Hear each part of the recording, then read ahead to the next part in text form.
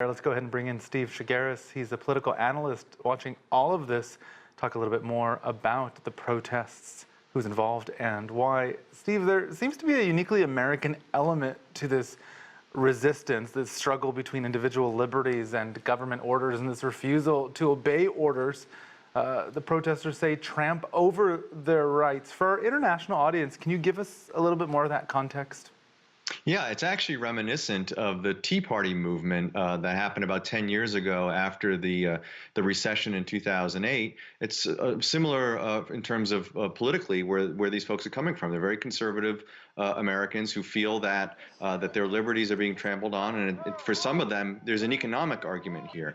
They're saying that this shutdown is affecting them economically and financially, and it's not fair to have a one-size-fits-all shutdown for everybody when not everybody is equally affected by this virus. Now, of course, experts, scientists and medical experts are saying there are many arguments against this, but from a purely political standpoint and from an individual liberty standpoint, that's where they're coming from.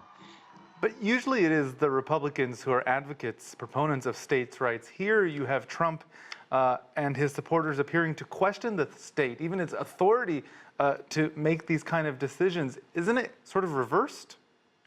Well, in a sense, so what President Trump is doing, if you notice with his tweets, he was targeting states that have Democratic governors. And so there's, I think, a dual purpose for President Trump, which is one, get his supporters, and a lot of these folks that are out there protesting are supporters of Donald Trump, get him out there fired up, enthusiastic about this issue, but also bring pressure on Democratic governors. Now, one of the governors he's targeting, Governor Whitmer of Michigan, has become sort of a high-profile name through all of this. She's somebody who's being considered as a running mate for his presidential opponent, Joe Biden, this fall. And so, again, I think it's not only an issue about coronavirus with the president, but there's also a political undertone here as well. A lot of these states you mentioned where Trump is encouraging protests have Democratic governors. Maryland does not. We've seen protests in the state capital, Annapolis, earlier on Saturday. Its governor, Larry Hogan, is a Republican. So how do you reconcile that?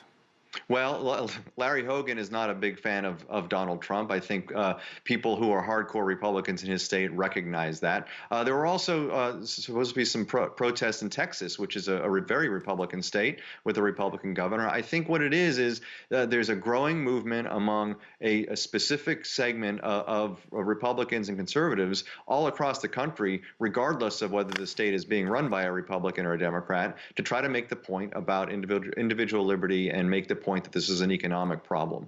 Now, the question moving forward is this argument something that's going to resonate with more Americans? We don't know that yet. Polling has shown that right now, Americans overwhelmingly think that this is the best course of action, which is to stay closed. However, we'll see if these protesters have any effect on that.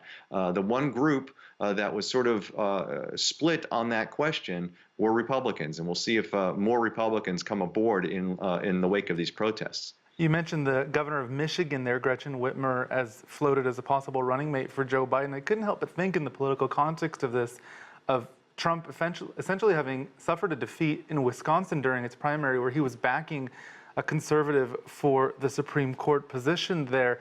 Michigan, another state that if he loses Wisconsin, he really needs to win in November. Do you think that could be behind some of this targeted effort behind Whitmer, who seems to have large approval for her actions in her own state?